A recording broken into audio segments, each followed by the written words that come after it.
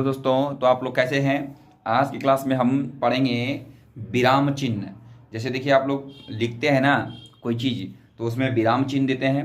तो ये बहुत ही महत्वपूर्ण चीज़ होती है ये विराम चिन्ह। आज के विराम चिन्ह क्लास में हम पढ़ेंगे। देखिए, विराम चिन्ह क्या होता है। इसका शाब्दिक अर्थ है ठहराव। मतलब कि यानी विराम चिन्ह कहीं पर लग जाता है ना, तो उसका मतलब होता है ठहराव होना। लेखन में पाठक के भावबोधक को सरल और सुबोध बनाने हेतु विराम चिन्हों का प्रयोग किया जाता है। देखिए, विराम चिन्ह कहीं पर आप दे देंगे ना, तो आप इससे क्या होता है, लेखन और पाठक को जो बोलता है और जो जो पढ़ता है, तो वहाँ पर देखिएगा आप रुक के बोलना चाहिए, यानी ठहराव होना चाहिए वहाँ पर। ऐसा नहीं कि आप कोई शब्द पढ़ रहे हैं, कोई बुक पढ़ रहे हैं तो बोलते जा रहे हैं बोलते जा रहे हैं, ऐसा नहीं है। आपको मतलब रुक के बोलना है। अब पूर्ण विराम, अर्ध विराम, इस सबको देखते हुए आपको अर्ध विराम में कितना देर रुकना चाहिए और ठहराव कितना देर होना चाहिए उसमें ठहराव, और कौन सा इसमें विराम चिन्ह है, सभी का जानकारी लेते हुए हमको आगे बढ़ना है। तो ये सबको देखते हुए हमने लिखा है कि निम्नलिखित विराम चिन्हों का प्रयोग करना सीखें। पहला कौन सा विराम चिन्ह है, अल्प विराम। देखिए, अल्प विराम का चिन्ह यही है। अब देख लीजिए, ये अल्प विराम का चिन्ह है, ठीक ना। इसको हम बताएंगे अभी। अल्प विराम चिन्ह यही है और इसका हम यूज कैसे करते हैं। देखिए क्या लिखा है, एक वाक्य में आने वाले एक ही शब्द, एक वाक्य में आने वाले एक ही शब्द वर्ग के एकाधिक पदों के मध्य। जैसे देखिए क्या बोला, एक वाक्य में आने वाले एक ही शब्द वर्ग के एकाधिक पदों के मध्य।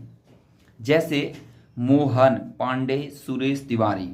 देखिए समझिएगा ध्यान से, मोहन, पांडे, सुरेश, तिवारी। अगर हम इसके बीच में कोमा लगा दिए ना, तो यानी सब अलग अलग हो गया है, चार व्यक्ति हो गया है। इसमें कितना व्यक्ति हो गया, चार व्यक्ति। ये अल्प विराम लगाने से ये चार व्यक्ति कहला रहे हैं। अगर इसमें किंतु यदि अल्प विराम चिन्ह हटा दिया जाए, इसमें अगर अल्प विराम चिन्ह हटा देंगे तो दो ही व्यक्ति सूचित होंगे। कैसे, तो मोहन, पांडे, सुरेश, तिवारी। मोहन पांडे किसी का नाम होगा, सुरेश तिवारी किसी का नाम होगा। ठीक है, समझे कि नहीं। तो देखिए, मोहन पांडे, मोहन हो गया अलग, पांडे भी नाम होगा वाला। ए पांडे इधर आओ, बोलते हैं ना। ए तिवारी जी इधर आइए, तिवारी चौधरी बोलते हैं ना। तो यहाँ देखिए सुरेश तिवारी, टाइटल भी कोई को लगाता है तिवारी, सुरेश तिवारी, मोहन पांडे। तो दो ही व्यक्ति, अगर कोमा लगा दिए तो चार व्यक्ति हो गया। समझे। तो मोहन पांडे, सुरेश तिवारी, ये क्या हो गया, दो ही व्यक्ति हो गया। आगे चलते हैं, एक उदाहरण और। मदन, देखिए नहीं दिख रहा है आपको, मदन, यहां कोमा लगा दिए। मदन जरा कपड़ा तो पलटो। मदन, यहां रुकेंगे, मदन जरा कपड़ा तो पलटो। अगर हम इसको कोमा हटा दे तो क्या बोलेंगे, मदन जरा कपड़ा तो पलटो। मदन जरा, मदन जर गया, कपड़ा तो पलटो। ये क्या मेरा वाक्य मेरा सही हुआ, नहीं, ये हमारा वाक्य सही नहीं हुआ, जिसके कारण यहाँ पर हम क्या देंगे, कोमा। मदन के बाद हम कोमा देंगे और तब पढ़ेंगे जरा कपड़ा तो पलटो। ठीक है, आगे चलते हैं और क्या लिखा हुआ है। देखिए, एक वाक्य में विभिन्न प्रकार के विशेषण क्रिया विशेषण उपवाक्यों को समाहित करने के लिए, जैसे उस दिन जब पानी बरस रहा था, ओले गिर रहे थे, सड़क पर कीचड़ फैल गया था। उस दिन मतलब कि वहाँ कोमा देंगे, उस दिन जब पानी बरस रहा था, ओले गिर रहे थे, सड़क पर कीचड़ फैल गया था। यहाँ पर ऐसे ये वाला देंगे। ठीक है, इसको भी बताएंगे कौन सा चिन्ह है। सारे इस वीडियो में आपको मिलेगा, लेकिन आप लोग पैसेंस बना के वीडियो को देखिएगा, और वीडियो अच्छा लगे तो वीडियो को लाइक भी कीजिएगा आप लोग। ठीक है, क्या बोले हैं, एक वाक्य में विभिन्न प्रकार के विशेषण क्रिया विशेषण उपवाक्यों को समाहित करने के लिए, जैसे उस दिन, यहाँ पर क्या देंगे, कोमा देंगे। समझ गए ना। दूसरी तरफ कोमा देते हुए जाएंगे।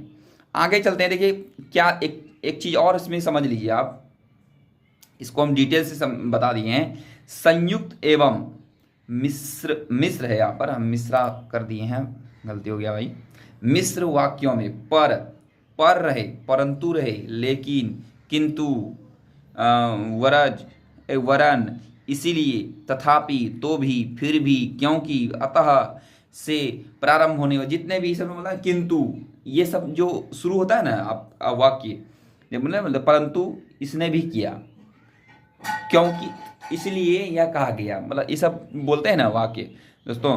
तो इस सब वाक्य में क्या होता है, प्रारंभ होने वाले उपवाक्यों के पूर्व में मैं बाजार जाता हूँ किंतु सवारी ही नहीं मिली, और तथा एवं अथवा या वह एनीबडी कुछ भी, इसमें पूर्व में अल्प विराम का प्रयोग नहीं होता है। जैसे आप यहाँ पर लिखेंगे परंतु, परंतु के बाद कोमा नहीं देना है, समझे कि नहीं। इस सब के अल्प विराम का प्रयोग, अभी अल्प विराम का पढ़ा रहे हैं, अल्प विराम ये सब जहाँ भी वर्ड रहेगा ना, ये परंतु किंतु ये सब जो जितना भी है पढ़ा है अभी बोले भी, ये सब जहाँ भी मिले ना उसके बाद आपको कोमा नहीं देना है। अभी हमको देखिए यहाँ डिटेल में और बता दिए हैं। वक्ता सूचक मुख्य वाक्य में दोनों के बीच में की योजक को लुप्त करने पर, देखिए मतलब कि इसका जो है ना, ये बोलता है ना मोहन बोला कि मैं नहीं जाऊंगा बाजार, तो ये कीवर्ड जो है ना, देखिए मोहन बोला मैं बाजार जाऊंगा, यहाँ मोहन बोला, हम लोग बोलते हैं मोहन बोला कि मैं बाजार नहीं जाऊंगा, यहाँ की जो ये जो कोमा लगाने से क्या हट गया, यहाँ लुप्त हो गया की वर्ड, यहाँ की शब्द जो है मेरा लुप्त हो गया, समझे कि नहीं। मोहन बोला कि, यहाँ की को रखते यहाँ पर, तो की नहीं रख के हम क्या किए, कोमा रख दिए। मोहन बोला मैं बाजार जाऊंगा, मोहन बोला मैं बाजार जाऊंगा, ऐसे पढ़ना है। तो पढ़ने का जो तरीका है वो हमें विराम चिन्ह, हमें चिन्ह हमें बताता है कि कैसे पढ़ना है, कितना देर रुकना है, ठीक है। आगे बढ़े, देखिए अर्धविराम, दूसरा क्या है अर्धविराम। अर्धविराम का चिन्ह देखिए ऊपर में ऐसे दीजिएगा बिंदा और नीचे ऐसे कोमा दे दीजिएगा, ये इसको बोलते हैं अर्धविराम। अर्धविराम इसका प्रयोग ऐसे वाक्यों को अलग करने के लिए होता है जो भाव क्रम की दृष्टि से अलग एवं स्वतंत्र होते हैं। हम सारे डिटेल में लिख दिए हैं, इसको बढ़िया से पढ़िए। क्या लिखा है, इसका प्रयोग ऐसे वाक्यों को अलग करने के लिए होता है जो भाव क्रम से की दृष्टि से अलग एवं स्वतंत्र होते हैं। जैसे हम ये बताते हैं, बोलता चलो अच्छा हुआ तुम आ गए, बोलता है ना चलो तुम अच्छा हुआ तुम आ गए, चलो बोलते ऐसे। दूसरा क्या है, वह तेजी से सड़क पर भागी, वह तेजी से सड़क पर भागी, भौंकता हुआ कुत्ता उसके पीछे आ रहा था। वह तेजी से सड़क पर भागी, रुकेंगे, भौंकता हुआ कुत्ता उसके पीछे आ रहा था। इस वाक्य में क्या लगाएंगे, ये अर्धविराम लगाएंगे। कौन सा विराम लगाएंगे, अर्धविराम। दूसरा देखते हैं उदाहरण, मैं स्कूल आया, यहाँ पर क्या, मैं स्कूल आया, भोजन किया और खेलने निकल गया। सॉरी, मैं स्कूल से आया, भोजन किया और खेलने के लिए निकल गया। यहाँ पर हम बोल सकते हैं मैं स्कूल से आया और भोजन किया और मैं खेलने के लिए निकल गया। यहाँ और भी लगाते हैं, तो और नहीं लगा के हम क्या लगा दिए, यहाँ पर अर्धविराम लगा लिए, ठीक है। दूसरा उदाहरण देखते हैं, बोल रहा है पुलिस पूछताछ करती रही, चोर झूठ बोलते रहे। पुलिस पूछताछ करती रही, यहाँ पर अर्धविराम लगाएंगे, चोर झूठ बोलते रहे। इस तरह का जो वर्ड वाक्य जो है इस सब में क्या लगाएंगे, अर्धविराम। आई होप कि आप लोग समझ गए होंगे अर्धविराम बढ़िया से, ठीक है। अगर आप लोगों को कोई दिक्कत है, अगर हमारी कोई त्रुटि है तो आप लोग कमेंट जरूर कीजिएगा। कमेंट में आपके लिए बना हुआ है, कमेंट कीजिए और बताइए कि ये ठीक लग रहा है या नहीं लग रहा है, या कोई दिक्कत है आपको समझने में। तो चलिए तीसरा नंबर देखते हैं, अपूर्ण विराम। अपूर्ण विराम किसको बोलते हैं, अपूर्ण विराम का मतलब ये बिंदा, ये जो बिंदा देख रहे हैं ना, इसी को बोलते हैं अपूर्ण विराम। कहीं पर आपको ये बिंदा मिले ना, इसका मतलब होता है अपूर्ण विराम। आप लोग इसको याद कर लीजिएगा। आप लोग जो है ना याद नहीं रहे ना, तो आप लोग को सजेशन दे देते हैं कुछ। देखिएगा, घर में एक दुकान में मिलता है, इतना छोटा इतना सा रहेगा चक्कूट, ऐसा वर्गाकार ऐसा एक कागज मिलेगा, बोलेगा कि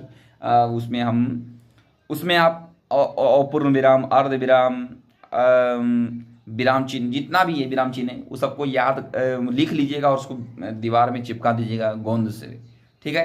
ताकि आपको कभी भी कुछ खाए पीते, कभी भी कहीं बैठ रहे हैं ना, तो आप उसको ध्यान से देख लीजिएगा और सुबह शाम तो आपको याद रहेगा, ठीक है।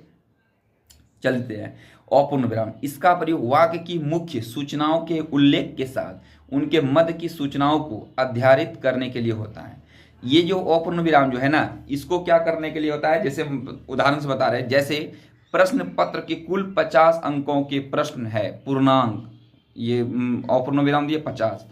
दूसरा क्या है, छोटा सवाल, यहाँ अपूर्ण विराम दिए बड़ा सवाल, छोटा सवाल बड़ा सवाल। उसने कहा आओ, काम यानी एक अध्ययन, काम यानी एक अध्ययन। इस तरह का हम क्या लगाते हैं, अपूर्ण विराम लगाते हैं। तो यह आई होप कि आप लोग समझ गए होंगे अपूर्ण विराम। ठीक है, देखिए चौथा नंबर क्या है, पूर्ण विराम।